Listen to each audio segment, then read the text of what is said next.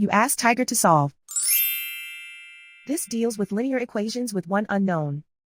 The final result is s equals 16 over 3. Let's solve it step by step. Group all constants on the right side of the equation. Subtract 16 from both sides. Group like terms. Simplify the arithmetic.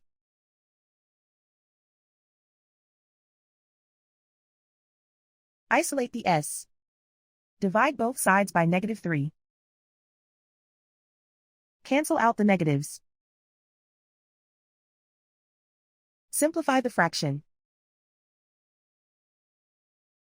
Cancel out the negatives. And so the final result is s equals 16 over 3.